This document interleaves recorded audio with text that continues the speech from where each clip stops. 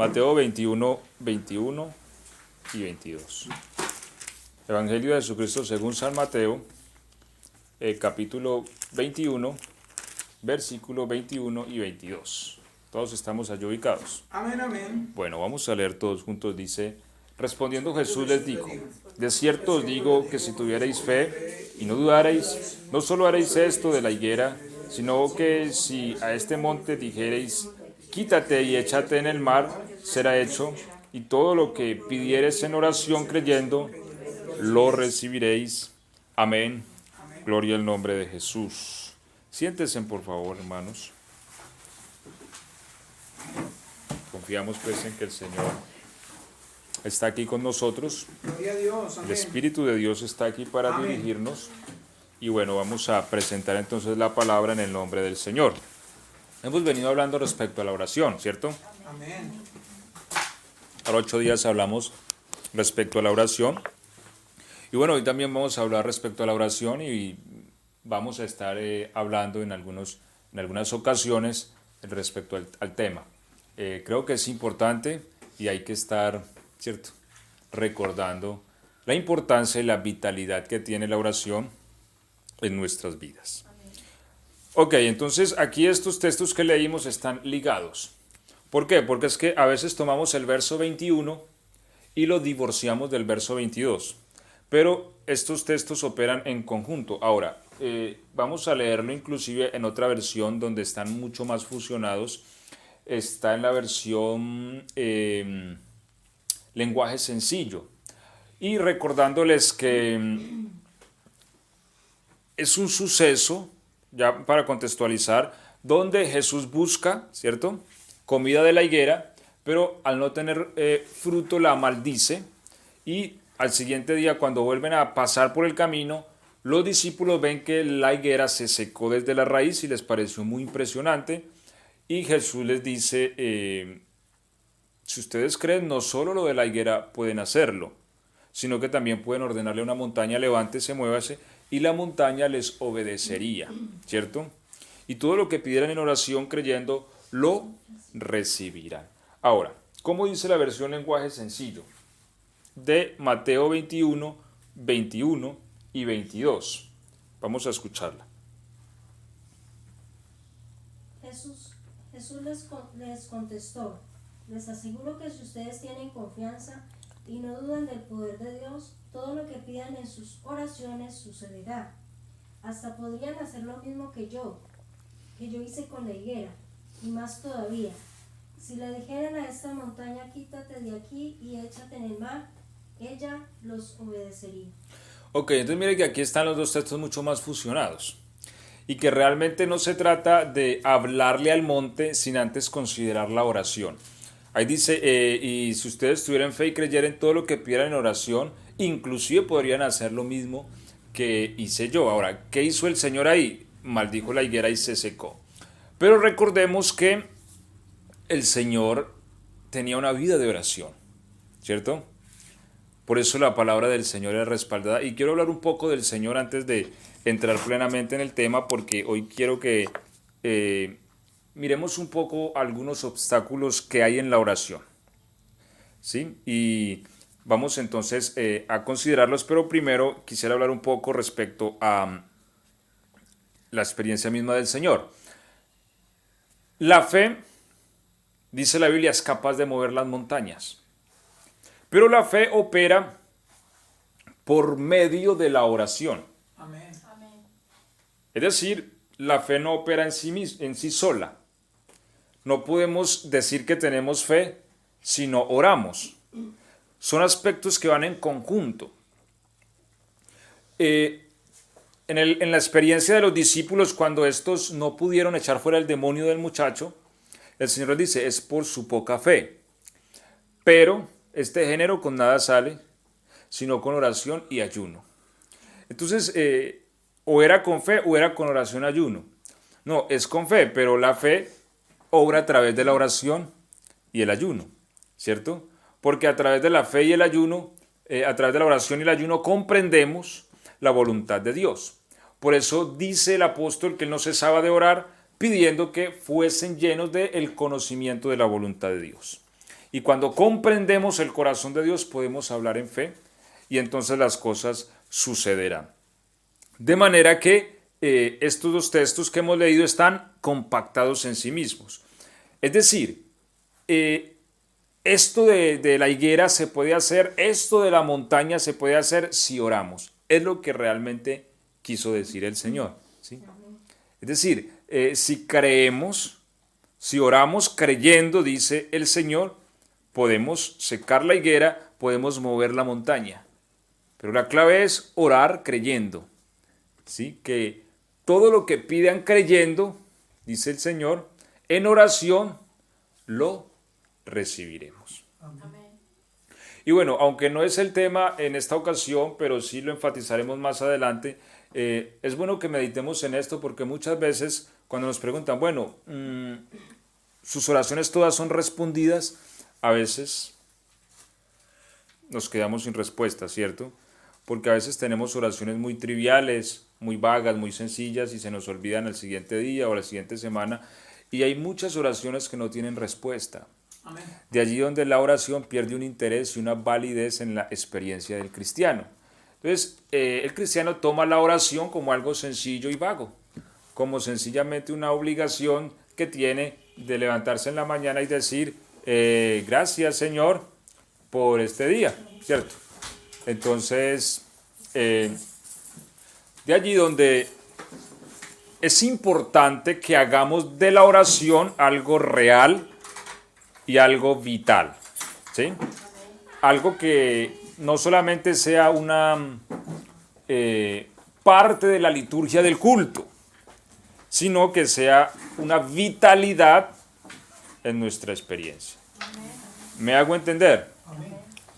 Ok. Bueno, vamos a leer Lucas 4:14. Si alguien, por favor, ha encontrado Lucas 4:14. Bueno, Lucas 4:14. ¿Alguien lo encontró que lo pueda leer, por favor? Y Jesús volvió en el poder del Espíritu a Galilea y se difundió su fama por toda la tierra de alrededores. Ok, Jesús volvió en el Espíritu. ¿Volvió de dónde? Del desierto, donde estuvo 40 días ayunando. Recordemos que Lucas, cuando Jesús fue a ayunar, dice que fue lleno del Espíritu, ¿cierto? Dice, Jesús lleno del Espíritu fue llevado por el Espíritu al desierto. O sea, iba lleno del Espíritu. Pero cuando regresa, dice, Jesús volvió en el poder del Espíritu. Ahora, aquí quiero, hermanos, que entendamos algo. Porque a veces he escuchado, Jesús oraba y ayunaba solo para darnos ejemplo a nosotros. Pero no necesariamente era para darnos ejemplo, aunque obviamente nos dio ejemplo, pero no es que la única razón por la cual Jesús oraba o ayunaba era para darnos ejemplo. Aquí es donde entra el conflicto de los siglos del cristianismo, ¿sí? Jesús, Dios es uno o Dios son tres. ¿Por qué? Porque no entendemos a Dios en Cristo. Ahora, no podemos desequilibrarnos. Hay quienes dicen, Jesús es una segunda persona. Y hay quienes dicen que Jesús es Dios en su esencia y en su total expresión en la tierra. Pero ambos aspectos no son equilibrados. Me explico. A ver, vamos a tratar de poner un ejemplo. Pero primero vamos a citar la palabra que en Isaías 53 la Biblia llama a Jesús el siervo de Dios, ¿cierto? Pablo lo llama también el Hijo de Dios. Y también dice habla de el Dios de nuestro Señor Jesucristo. Y uno dice, ¿cómo así que el Dios de nuestro Señor Jesucristo? Si Jesús es Dios, tiene otro Dios. ¿Por qué Pablo usa esta frase? El Dios de nuestro Señor Jesucristo. Ahora, es importante entonces entender a Dios para entender el concepto de la oración. A ver, lo que pasa es que la religión ha hecho de Dios un humano. Dios no es un humano. Por eso es que la religión enseñó que el Padre era un anciano barbado sentado en un trono, ¿cierto? Que el Hijo era más joven y que el Espíritu era una paloma. Pero entendamos que Dios no es humano. Es más, si tratamos de conceptualizar a Dios, nos perdemos en Él. Porque la Biblia dice que Él habita la eternidad. ¿Y eso qué quiere decir? Bueno, que si vamos al pasado nos encontramos con Él. Y si nos vamos al futuro, allá está Él. ¿Cómo entendemos eso? La Biblia dice que Él, los cielos, de los cielos, no pueden contenerlo. Ahora, tomemos una nave espacial y nos vamos. Los científicos dicen que el universo tiene unos 13.500 millones de años luz. Supongamos que los recorramos todos y tratemos de encontrarle un fin al espacio, ¿sí? Nunca lo encontraremos, ¿cierto? Y si andamos mucho más y mucho más, seguramente el espacio en sí mismo no tiene un fin. Sin embargo, la Biblia dice que lo infinito no lo puede contener a Él. Entonces, si lo infinito no lo contiene, entonces ¿Dios qué es? ¿Cierto? Ahí es donde Dios escapa de nuestro entendimiento y nuestra razón. Dios no es un anciano de barba blanca, no, sentado en un trono. Dios es el sustentador de todas las cosas, de toda la creación. Lo habita todo y habita inclusive la eternidad, ¿cierto? Es decir, que si tuviésemos la capacidad, por medio de una nave del tiempo, ir atrás o adelante, nos encontramos con Dios y allá está. Es decir, Dios no estuvo en el pasado, no, Dios está en el pasado. Y Dios no estará en el futuro, no, Dios está. En este momento Dios está en el futuro. Y Dios está aquí. Amén. Entonces, la línea temporal no lo detiene a Él. Amén. O sea, Él no está regido por el espacio-tiempo, ¿sí? Él sale de esas cosas. ¿Cómo vamos a creer que Dios es un humano? ¿Y cómo lo vamos a entender dentro de la mente humana? En ese sentido no lo podemos entender, ¿cierto? Entonces, si vemos a Dios desde esta esfera, vamos a ir entendiendo que no podemos hacer de Dios un humano. Ahora, sin embargo, Dios necesitaba un siervo para hacer expiación por los hombres. Y recordemos que para que haya una expiación necesita ser un alma humana. Es decir, un ángel no se puede ofrecer en sacrificio por los hombres. Necesita tener alma. Y si va a ser sacerdote de los hombres, necesita ser sacado de entre los hombres, dice la Biblia. ¿Sí? Porque necesita vivir lo mismo que ellos viven y ser participante de lo mismo. Entonces Dios necesita crear un siervo. Pero, a ver, aquí es donde entra un dicho que escuché en cierta ocasión de una persona. Recuerdo que no se mandó a hacer algo y eso le quedó mal hecho. Y él muy enojado se levantó y dijo, si quieres hacer algo bien hecho, hazlo tú mismo. ¿Sí? Y esa frase se me quedó en la mente. Y hay cosas que en momentos se aplica eso. Si uno quiere hacer algo bien hecho, le toca hacerlo a uno. Y Dios tenía ese concepto claro, o tiene, ¿sí? ¿Por qué? Porque Él no le iba a confiar este plan de redención a nadie más. Porque los ángeles ya habían fracasado, porque el hombre mismo ya ha fracasado, ¿cierto? Entonces Dios no va a tomar en riesgo otro fracaso. Así que lo que hace Dios es crear un siervo, ¿cierto? ¿Y cuál es el siervo? Jesús. ¿Y cómo es esto de crear un siervo? A ver, si logramos entender esto, vamos entonces a comprender a Dios en su forma de operar en Cristo. Dios lo que hace es volverse siervo. Y lo que dice la Biblia es que Él se despojó de sí mismo para hacerse siervo. ¿Qué es Dios? Bueno, Dios. Es todopoderoso, es omnipotente, es omnipresente. Él puede hacer todas las cosas. Todo eso lo tiene Dios. Ahora, si decimos que Dios se despojó de sí mismo, Dios se tuvo que haber despojado de todas esas cosas. Es decir, Jesús no era omnipotente, no era omnipresente. No, y la Biblia misma lo dice. Por ejemplo, Jesús dijo, el día y la hora nadie lo sabe, ni los ángeles, ni el Hijo, sino solo mi Padre. Él mismo dio a entender que Él no sabía la hora. ¿Por qué? Porque Él entendía, Jesús no era omnisciente en su esfera humana. ¿Por qué? Porque Él se hizo un siervo. ¿Me hago entender? Amén. Voy a poner otro ejemplo, a ver, porque, a ver, yo sé que entender a Dios no es muy fácil, ¿cierto? Por eso la Biblia dice, ¿en qué ha de alabarse el hombre? En conocerme y entenderme, ¿sí? Amén.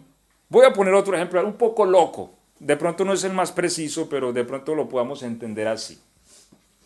Supongamos que yo pudiese crear una máquina para volver humanos en gatos, ejemplo, ¿cierto?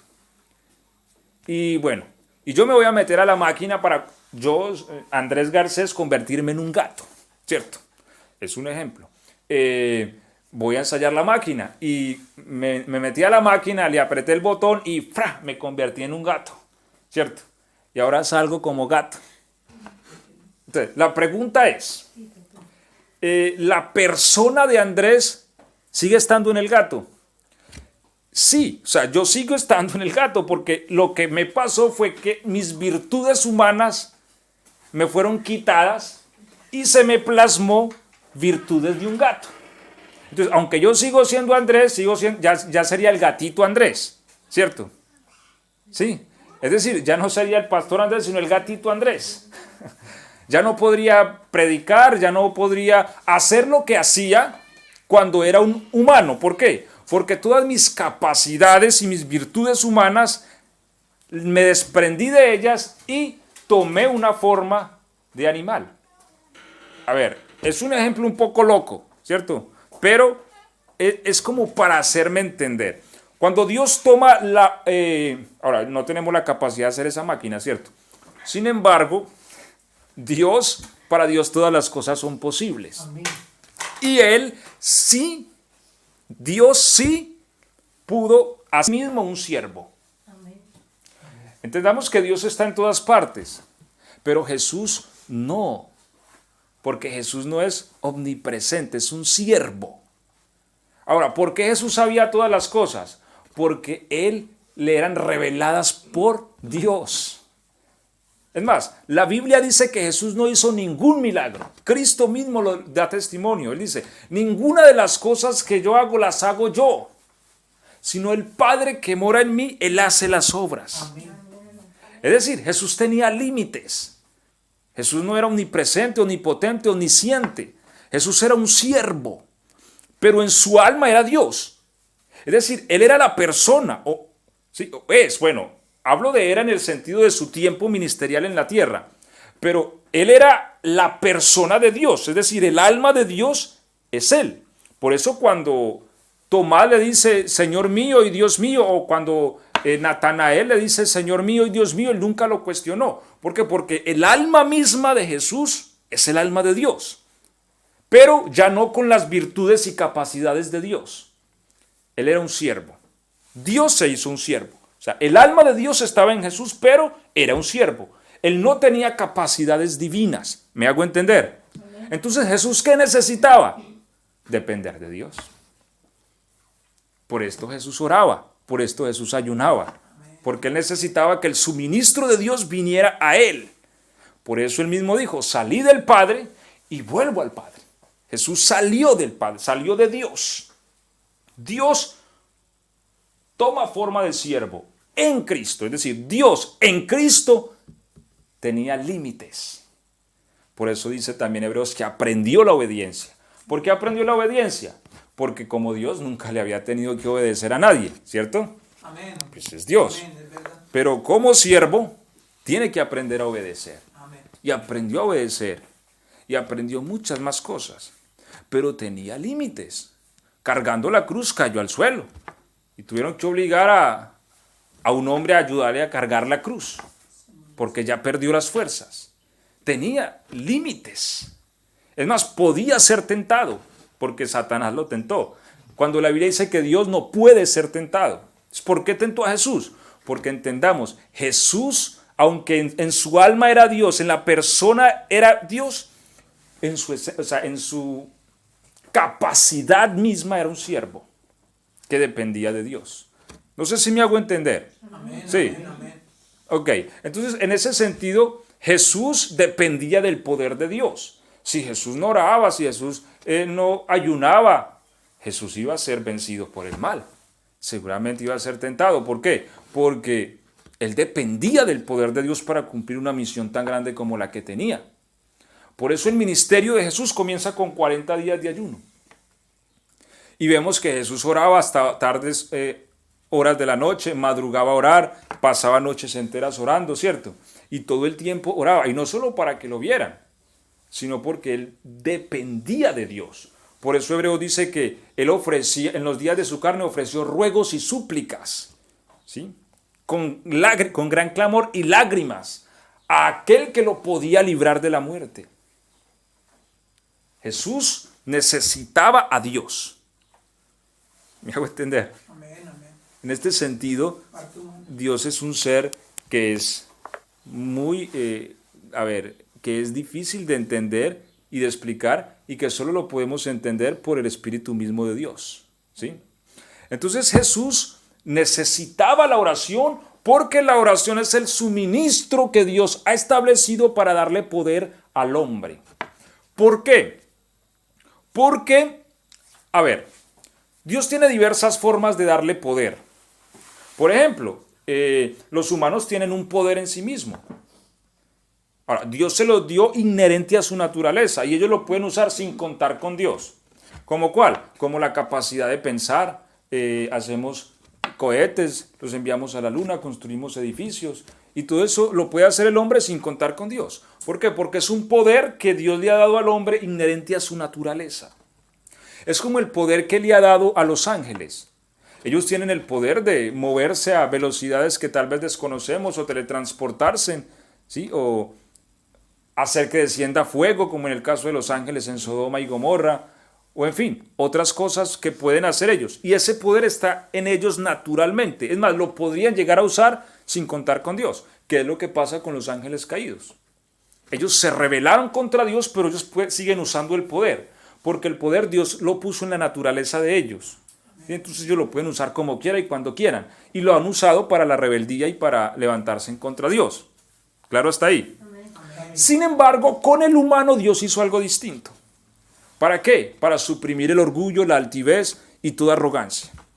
Lo que Dios hace con el humano es que no le va a dar poder. No, le va a dar, le va a poner a su disposición el poder mismo de Dios. Porque Dios, con las criaturas que ha hecho, a este le voy a dar este poquito de poder, a este le voy a dar este poder, a este le voy a dar este poder. Pero con el humano dijo, no, les voy a poner a su disposición todo mi poder. Todo el poder de Dios está a la disposición de ustedes. Pero eso sí, no lo van a usar ustedes. Lo voy a usar yo en ustedes. Y para que ese poder fluya, ustedes me tienen que pedir a mí que lo haga. Y para esto Dios inventa la oración. Por eso la oración omite cualquier orgullo. Porque sabe uno y entiende que las cosas no las hace uno, sino que las hace Dios a través de uno. Amén. ¿Y cómo las hace? A través de la oración. Mira, si nosotros tuviéramos, hermanos, la capacidad de mandarle a ese árbol que se mueva, de que la montaña eche para un lado, sin orar, a nosotros nos destruiría el orgullo, porque nos crearíamos Dios.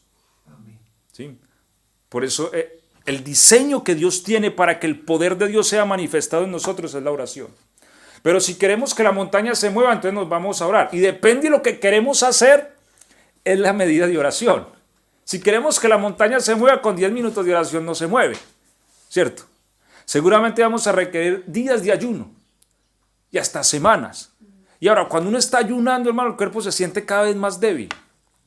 Y uno se siente como así decaído.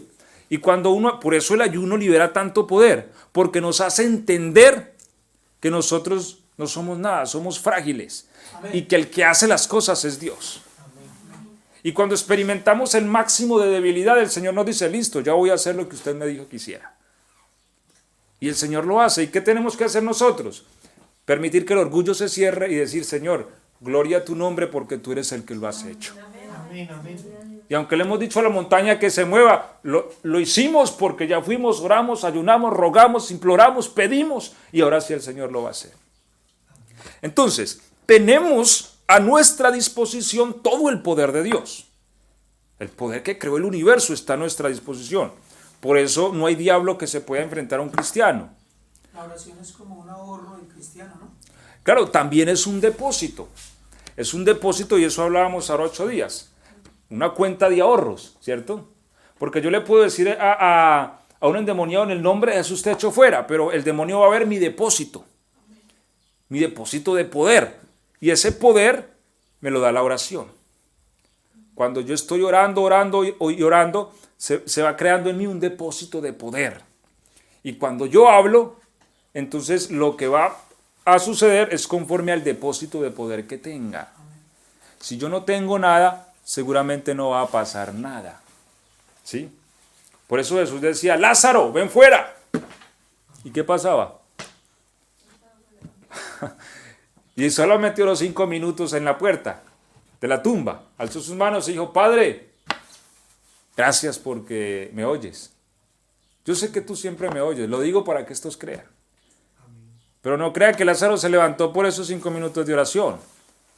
Porque detrás de la vida del Señor había noches enteras, días de ayuno, madrugadas de oración, oración y oración, ¿cierto? Y por eso Él dice, las cosas que hago yo, no las hago yo, sino el Padre que mora en mí. ¿Sí? Él hacía las cosas, el poder de Dios a través de Él.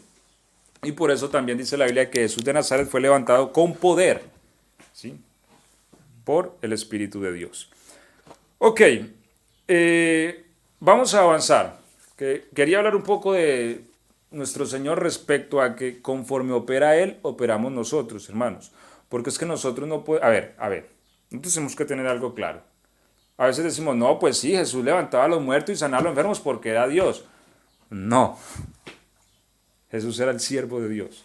Él levantaba a los muertos y sanaba a los enfermos. ¿Por qué? Porque dependía de Dios y oraba. Amén. ¿Sí? Por eso. Él no hacía las cosas. Él mismo lo dijo, yo no las hago. Entonces, por eso Él dijo, el que cree, dice, mayores cosas que las que yo hago Él hará. ¿Por qué? Porque yo me voy, o sea, yo voy al Padre otra vez donde salí. ¿Sí? Yo vuelvo a tomar mi posición de Dios. Pero ustedes quedan, entonces ustedes son los que van a tener que hacer. Y por eso Él dice mayores cosas, inclusive, ¿por qué? Porque la obra de Dios es exponencial, va como la luz de la aurora, ¿cierto? Entonces, la clave realmente del Señor Jesús era su sujeción, su obediencia y su oración. Su búsqueda de Dios, su continuo clamor. Y por eso Él dice, si ustedes, y donde leímos, Él dice, bueno, ustedes se asombran porque yo le hablé a la higuera y se secó. Si ustedes creen y oran, pues van a poder hacer lo mismo que yo, les dijo a sus discípulos, ¿cierto? Y no solo la higuera, podrán decirle a esa montaña, córrase, y la montaña les va a obedecer. Ahora, nuestro Señor no miente y nos desafía, mire cómo nos desafía, ¿cierto? ¿A qué nos desafía? A orar, ¿sí? Y a conseguir cosas que tal vez nunca antes hemos alcanzado por medio de la oración. Ahora, vamos a avanzar a ver, podemos concluir hoy. Otra cosa que el Señor nos dijo es que en Marcos 14:38 nos dijo, orad y velad para que no entréis en tentación. Ok, la oración también nos da poder para vencer el mal. Recordemos que el tentador es Satanás y él se vale de algo, ¿qué? La concupiscencia humana. La Biblia dice que cuando alguien es tentado, no diga que es tentado de parte de Dios, porque Dios ni es tentado por el mal, ni tienta a nadie, sino que cada uno de su propia concupiscencia es atraído. Entonces, Satanás es el tentador, pero él usa la concupiscencia nuestra para traernos a la tentación. Marcos 14:38. Ahora, lo que la Biblia dice es que la oración nos da el poder para vencer la concupiscencia y a Satanás. Eso lo hace la oración. De allí donde, hermanos, la oración se convierte en uno de los blancos principales, o más bien en el blanco principal del enemigo. Amén. ¿Por qué? Porque no hay cosa que Satanás le tenga más miedo que una persona que ora. Amén. Y que sabe orar. ¿Sí? Porque no la puede detener. O sea, la oración suministra el poder de Dios a ese ser humano. Y si en un ser humano está operando el poder de Dios, Satanás no puede hacer nada. Es más, su imperio se ve destrozado, removido. destruido, a donde se pueda establecer una persona, una iglesia de oración, allí el imperio de Satanás se desbarata. Entonces, por eso, una de las órdenes que tiene Satanás en el infierno es: no permitan que los cristianos oren. No permitan. Dejen los que canten, dejen los que prediquen, dejen los que hagan de todo, pero no los dejen orar. Esa es una de las órdenes que tiene Satanás a todos sus demonios. No los dejen orar. ¿Por qué? Porque ellos saben que a través de la oración hay suministro del poder de Dios. Dios ha permitido que nosotros, su iglesia, hagamos uso de su poder infinito. Pero ese poder solo se puede usar mediante la oración. Sin oración no hay suministro de poder. No lo hay. Pueden haber talentos, pueden haber voces muy hermosas, sermones bien elaborados, pero no hay suministro de poder sin oración. Y eso lo sabe el enemigo. Por eso a él no lo asusta tanto el buen predicador, el buen cantante, el buen músico, no. A él lo asusta el que sabe orar. Y la orden es: deténganlo, no lo dejen orar. Porque cuando una persona empieza a orar y otra y otra y otra, eso es lo que ha dado avivamientos como el de Gales, como el de Azusa. En Gales toda la ciudad se hizo cristiana. Entonces, salían a predicar, ¿no? Ya no se podía evangelizar, todo el mundo era cristiano. Los boliches, las cárceles se quedaron sin trabajo. Los carceleros no habían a quien cuidar. Eso fue impresionante. Las frutas crecían de una manera sobrenatural en esa tierra. Y esas cosas sucedieron por medio de la oración. Entonces, realmente el poder de Dios, hermanos, es grande. Amén. Amén. Gloria a Dios. Y que solo lo podemos disfrutar. O sea, cuando vemos esto, entonces le sacamos gusto a la oración. ¿Sí? De lo contrario, entonces nos vamos a orar y, ay, sí, como el video ese que ve el reloj cada minutito. Bueno, puesto que esto es un blanco para destruir, vamos a tocar, a ver hasta donde alcancemos, estorbos que Satanás le pone a la oración, ¿sí? A fin de que no oremos. Bueno, Marcos 14:38, donde hemos leído, dice: velad y orad. Velad y orad. ¿Qué significa la palabra velar? ¿Ah? ¿Verdad? Sí, pero no como un No. muchacho por allá que... Velar, o sea, no dormir, sino estar. Eso sí, porque es un muchacho por allá me decía que velar era que él se iba a hora de almuerzo y se quedaba parado ahí a ver qué le daban. No. Velar de no dormir, sí. O sea, mantenerse despierto. Es decir, en la oración hay que mantenerse despierto, es lo que dice el Señor. Y yo aprendí algo, hermanos, vean, desde la experiencia. Hay que tener mucho cuidado con el sueño cuando oramos, porque es uno de los estorbos del diablo y muy peligroso.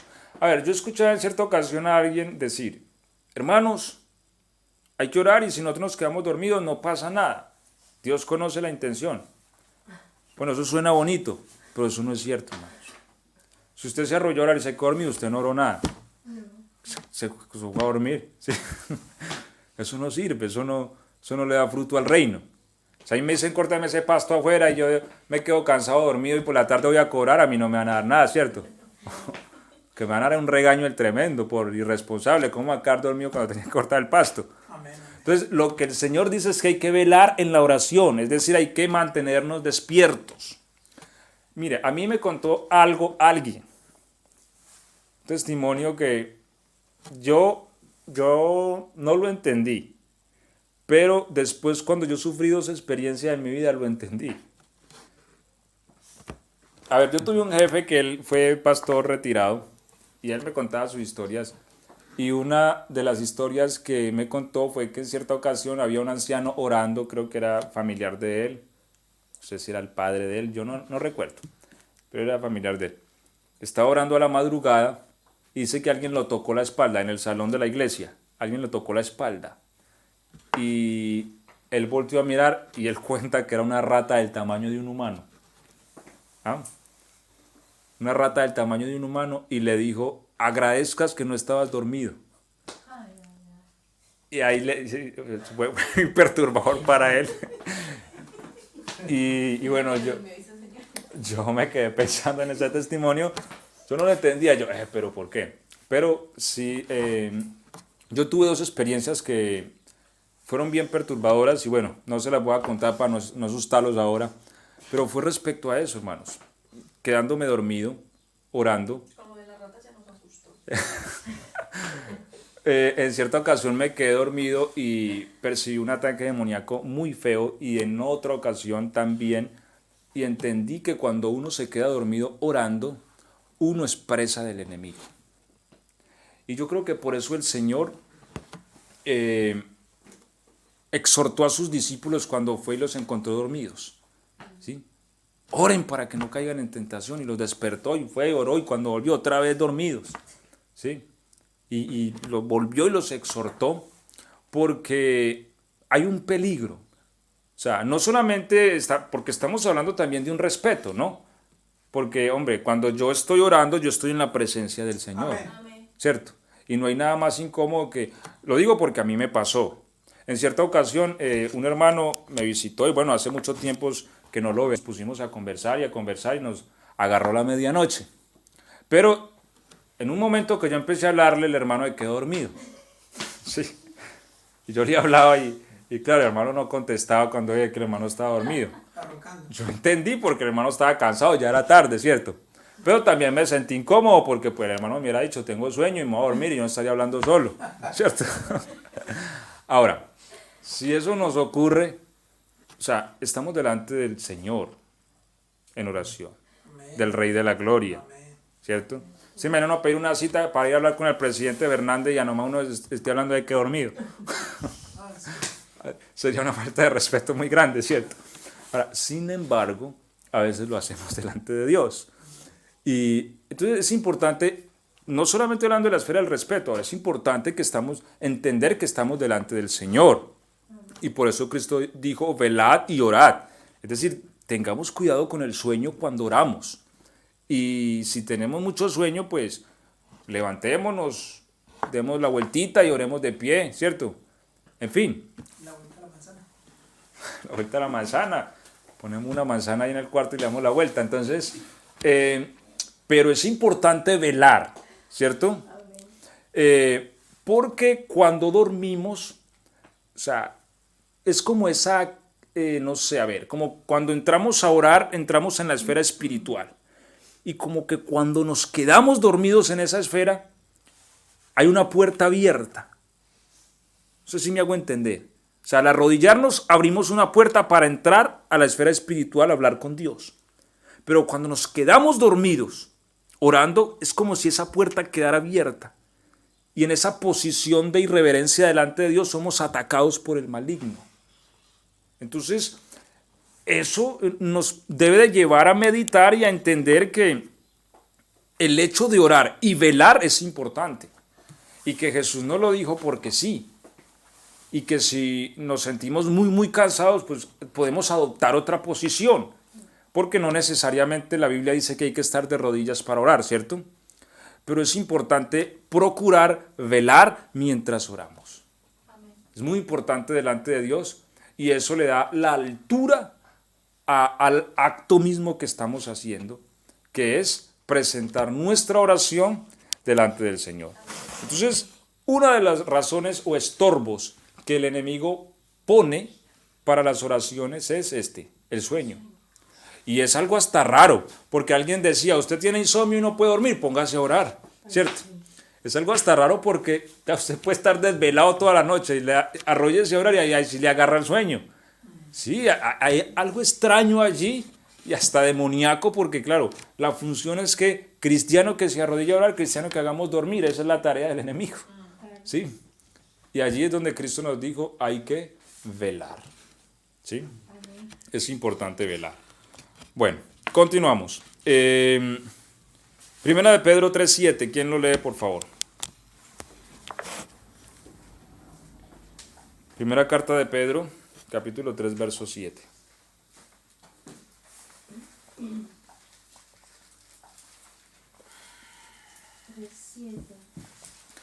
Dice, vosotros Vosotros maridos igualmente vivid con ella sabiamente, dando honor a la mujer como vaso más frágil, como a coherederas de la gracia de la vida, para que vuestras oraciones no tengan estorbo. Amén. Hago un paréntesis para dejar algo claro, ¿no? Porque de pronto no quiero que esto quede en el aire. Hago un paréntesis para seguir el tema. Jesús tomó forma de siervo, ¿sí? Pero cuando Jesús resucita, volvió al Padre, ¿sí? Es decir, Jesús hoy día es Dios en su capacidad. Jesús está en todas partes, Jesús todo lo puede, Jesús todo lo sabe, hoy día. Pero en sus 33 años de ministerio fue un siervo que dependió totalmente de Dios y de la oración y del ayuno, ¿sí? Por eso él dijo, salí del Padre y vuelvo al Padre. Entonces, cuando Él resucita, Él se eleva por sobre todos los cielos y dice la Biblia que se sienta a la diestra de la majestad en las alturas. Pero retoma, ¿sí? Él se despojó de sí mismo, pero cuando Él sube a los cielos, retoma lo que Él es, ¿cierto? ¿Y Él qué es? Dios. Amén. ¿Me hago entender? Entonces, es un limitante temporal para un propósito de salvación. Ok. Lo que dice Pedro es que hay que vivir sabiamente con las esposas y también habla de las esposas respecto a la sujeción a los esposos, pero termina diciendo para que vuestras oraciones no tengan estorbo. Entonces, todos estos elementos el enemigo se los inventa para que la oración sea estorbada. ¿Y qué es lo que hace? Cuando se está metiendo candela a la oración, entonces suscita conflicto entre parejas. Y se comienza a generar problemas de la nada. Y a veces por insignificancias. Discusiones, en fin, palabra va, palabra viene, ofensa va, ofensa viene. Y lo que dice también el apóstol es que no se ponga el sol sobre vuestro enojo ni deis lugar al diablo. Entonces, cuando una pareja discute, lo que la Biblia dice es que arreglen el asunto antes de que llegue la noche. ¿Sí? ¿Por qué? Porque si no el diablo va a tener oportunidad de actuar y no solo eso, la oración va a ser estorbada. Entonces, si uno se va a orar peleado con la esposa, con el esposo, a uno como que no le fluye, ¿cierto?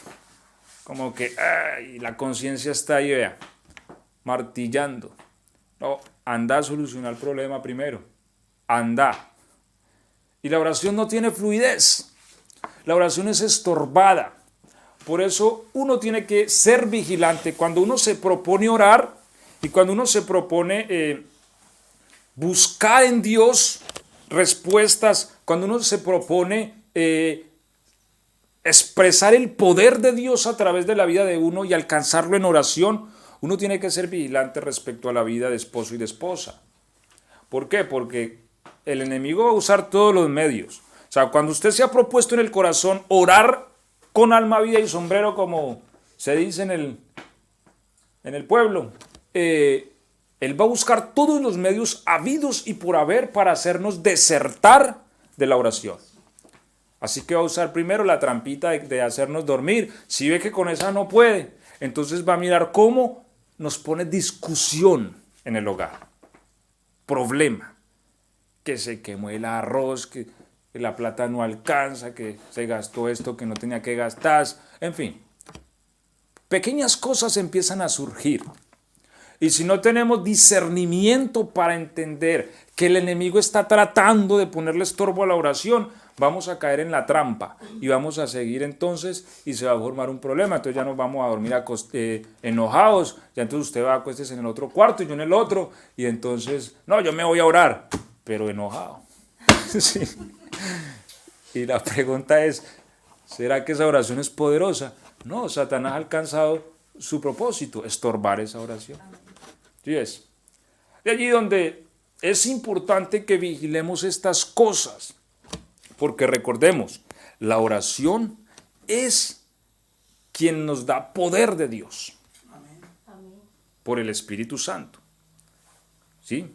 Porque, es decir, la medida de poder que nosotros tenemos es la medida del Espíritu Santo que tenemos. Porque es que el poder no es una cosa aparte del Espíritu Santo, no. El poder es el Espíritu Santo en nosotros. Y ese suministro nos lo da la oración. ¿Sí? Es decir, una cosa es tener el Espíritu Santo, otra cosa es ser lleno del Espíritu Santo o ser bautizado en el Espíritu Santo. Una persona recibe el Espíritu Santo realmente. Bueno, es otro tema que ya enfatizaremos cuando cree en el Señor Jesucristo. Pero no es bautizada por el Espíritu, sino por medio de la oración. Por eso el Señor, aunque les dijo, reciban el Espíritu Santo, cuando resucitó, después les dijo, váyanse y no se vayan de Jerusalén hasta que venga el poder de lo alto. ¿Y a qué se fueron? A orar durante 10 días, ¿cierto? Perseveran unánimes juntos en la oración delante del Señor. ¿Ok? Entonces, esta suministra el poder. Hermanos, no hay nada contra el poder de Dios. Amén. Ni la misma muerte es capaz de vencer el poder de Dios. Consideremos esto, tenemos a nuestra disposición el poder más grande del universo. ¿Qué necesitas? Lo puedes tener, eso lo dijo Jesús. Todo lo que pidan, creyendo, lo van a recibir por medio de la oración. Es cuestión de meternos a orar, creer y meternos allá en la oración fuerte, o sea, romper ya esos paradigmas de que yo oro 10, 20, 30 minutos al día y ya, romper esos esquemas, ir más allá, proponernos en el corazón que voy a orar esto en la mañana, voy a orar esto en la tarde, voy a orar esto en la noche, proponernos, ¿sí? E ir aumentando, ir desafiándonos nosotros mismos, ir montándole más a la oración y miremos a ver qué pasa. Amén, amén. Porque eso es experimental, ¿cierto? Amén. El Señor nos dice, bueno, métale más a la oración y mire a ver qué pasa. Y cuando uno empieza a ver resultados, entonces uno dice, no, esto como que funciona, ¿cierto? Esto como que es bueno. Y eso fortalece más, anima más nuestro espíritu para seguir obrando a través de la oración. Pero como venimos hablando, hay que vigilar los estorbos. Porque si no, tampoco hacemos nada, ¿sí? Hermano, yo me arrodillé a las 10 de la noche, hermano, y me desperté a la 1 de la mañana. ¿Cierto? Tampoco sirve. Entonces, es importante velar, es importante guardar la buena armonía del hogar, la paz, ¿sí? Tratar siempre de resolver esas discusiones con sabiduría y que llegando ya la tarde, pues sentémonos y perdóname, yo te ofendí, o bueno, mira, hiciste esto, hablaste mal, en fin, cuadrar los problemas, tanto con la esposa como con los hijos, con todos, ¿sí? Hay que vivir en paz. Amén. Claro hasta ahí. Bueno, vamos a tocar otro puntito y yo creo que vamos a terminar allí porque no alcanzamos a terminar. Proverbios 28-29. Alguien que lo lea, por favor, en alta voz. Proverbios 28-9.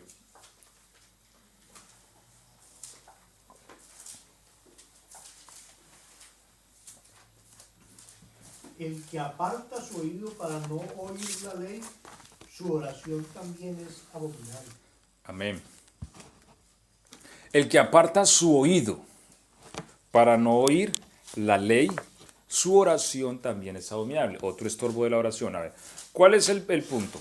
Acá, que hay que analizar. ¿O qué es lo que dice el escritor a Proverbios? Que la oración debe hacerse con observación a la palabra. Es decir, si yo quiero orar, si yo quiero desarrollar una vida de oración, si yo quiero experimentar el poder de Dios en mi vida, y lo voy a hacer a través de la oración y me lo he propuesto, lo que me dice a mí la Biblia es que yo tengo que aprender a observar la palabra. ¿Por qué? Porque la palabra tiene que ser la conductora de mi oración. ¿Sí? Lámpara es a mis pies tu palabra. ¿Por qué? A ver, les pongo un ejemplo. No, es que en cierta ocasión una iglesia dijo, hermanos, vamos a orar y vamos a ayunar para que el diablo se arrepienta, se convierta, ¿sí? Ahora, ¿será que esa oración y ese ayuno va a funcionar? ¿Ustedes qué dicen? No, porque pues, el diablo no tiene redentor, no tiene redención. ¿Cómo entonces se va a convertir? Segundo, la palabra da testimonio que el lago de fuego está hecho para el diablo y sus ángeles.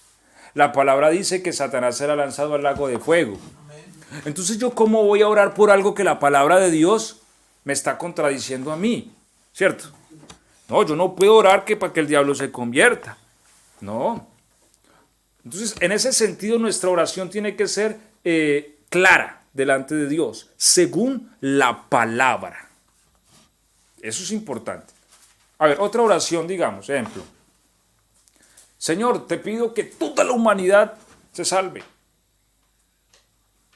Bueno, esa oración tampoco podrá ser contestada. ¿Por qué? Porque la palabra de Dios muestra que parte de la humanidad se va a perder, ¿cierto? Es una oración muy abierta, una oración que no tiene un foco, no tiene un punto, ¿sí?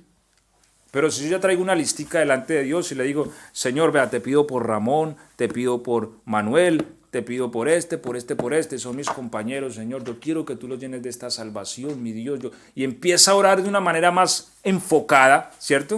Amén. Ya es otra historia. Pero yo no puedo pretender que orar por algo que la Biblia contradice. ¿Me hago entender? Amén. De allí donde dice que cuando no prestamos atención a la palabra, nuestra oración tampoco es válida. O sea, la oración tiene que tener fundamento. Y aquí es donde opera la fe. ¿La fe en qué? En la palabra. Todo lo que pidieres en oración creyendo. ¿Creyendo en qué? En la palabra. Entonces, le va a ser dado. ¿Sí? Entonces, cada vez que yo voy a conseguir algo en oración, yo tengo que tener un asidero en la palabra. A ver, me explico. No, voy a meterme en oración por el alma de mi hijo, por ejemplo. No, es que mi hijo está en las drogas y bueno, entonces voy a ver qué me dice a mí la palabra, ¿cierto?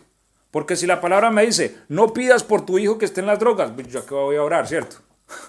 Pero sabemos que la Biblia no dice eso. Antes está llena de promesas para mí y mi descendencia.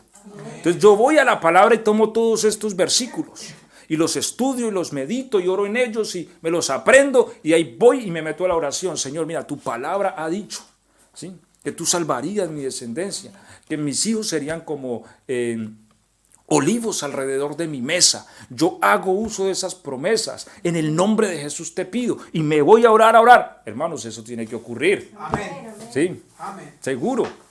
Entonces, siempre la oración tiene que tener un asidero. Dos ejemplos de Daniel. ¿Quién lee? Daniel 9, 2 y 3. Libro del profeta Daniel, capítulo 9, verso 2 y verso 3.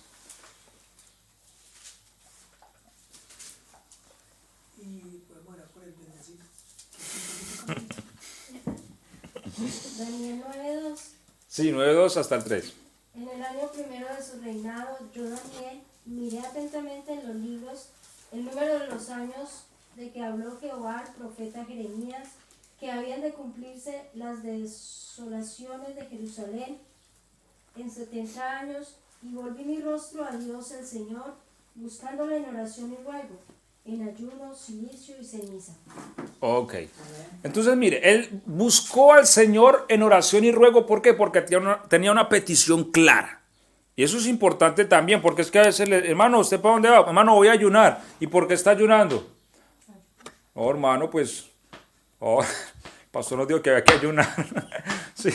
Entonces, no sabe ni por qué está ayunando, y eso también es un error. Uno tiene que tener claro para dónde es que va, ¿cierto? Porque hay un dicho que dice que el que no sabe para dónde va ya llegó. Entonces, Daniel tenía una petición clara.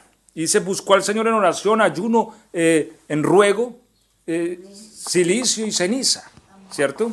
¿Pero por qué? Porque antes, ¿qué hizo?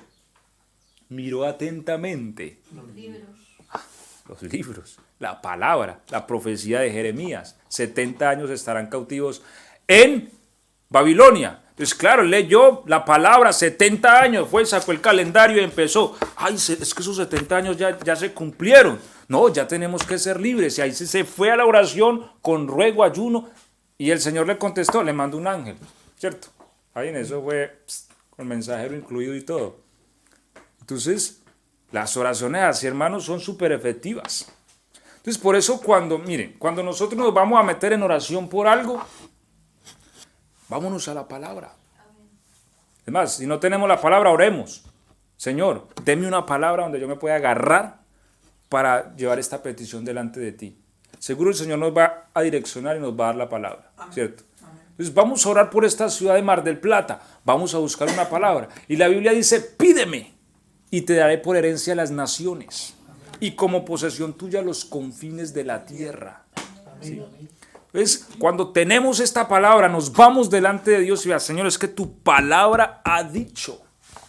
Y yo te vengo a pedir en el nombre de Jesús, porque es que yo sé que tú lo harás, tú tienes el poder. Yo tal vez no lo tengo, nosotros no lo tenemos, pero tú tienes el poder. Para ti todas las cosas son posibles. Y nos has dicho que todo lo que te pidamos creyendo en tu palabra lo vamos a recibir. Creemos que tú has dicho que si te pedimos nos darás naciones, nos darás confines de la tierra. Te pedimos esta ciudad. Y esta oración, hermano, genera un movimiento de poder en los cielos, una oración firme y constante. ¿Sí? Porque otra cosa que también el problema es que a veces arrancamos y nos quedamos sin gasolina a la mitad del camino, ¿cierto? Y eso sí que es otro problema. Empezamos a orar, vamos a orar, hermanos, por esto, y nos metemos a orar y a ayunar, y a los 15 días se nos olvidó porque estábamos orando. Y eso tampoco funciona, ¿sí? ¿Por qué? O la oración es respondida y ni cuenta nos damos. Y eso es otra cosa importante, porque la Biblia nos manda a ser agradecidos. Amén. ¿Sí? Y cuando Dios nos contesta la oración, hay que presentar nuestro agradecimiento delante de Dios. Por eso dice, sean conocidas vuestras peticiones en todo ruego y súplica delante de Dios con acción de gracias. Amén. Hay que dar gracias. Pero uno de los problemas es que es eso, a veces desfallecemos muy rápido. ¿Sí? Voy a orar para que el Señor me dé una moto que necesito para trabajar y bueno, arrancamos por la moto. A los 15 días, como no llega la moto, no, yo sigo andando en colectivo. Y ahí quedó la oración. Nosotros se viene mucho, la bicicleta más bien. O la merma. Entonces, Entonces, eso no agrada a Dios. ¿Sí? La Biblia dice que el que pide de esa forma no espere recibir algo de Dios. ¿Cierto? Dice Santiago. ¿Por qué? Porque el Señor no se complace en los de doble ánimo. En los que dice, sí, vamos a orar y vamos a pedirle, y arrancan con todo, y a los 20 días o al mes ya no están pidiendo nada. ¿Y qué pasó con la oración? No. Eso a Dios tampoco le agrada. Es importante firmeza en la oración, determinación, y no soltar la oración como Jacob, ¿cierto? Agarró al ángel y le dijo, no te dejaré si no me bendices. Suéltame que ya raya el alba. No te voy a dejar si no me bendices. Y no lo soltó. ¿Sí? Entonces, eso es lo que busca Dios en nosotros. ¿Sí? Que no soltemos la oración hasta que la respuesta nos sea dada. Y de esa manera vamos a crecer y vamos a ver respuestas en la oración, hermanos, y vamos a dejar ya esas oraciones vagas de que oré porque sí, pero no pasó nada. No, vamos a empezar a ver el poder que es liberado por medio de la oración. Amén, gloria a Dios. ¿Me he hecho entender? Amén, amén. Bueno, vamos a terminar hasta aquí. Vamos a darle gracias a Dios y bueno, vamos a continuar la otra semana ya con el tema. Y bueno, que esta palabra, hermanos, haya tocado nuestro corazón y nuestro espíritu y que dé fruto, que es lo que anhelamos, dé fruto. Y nos propongamos orar para que veamos estos resultados poderosos.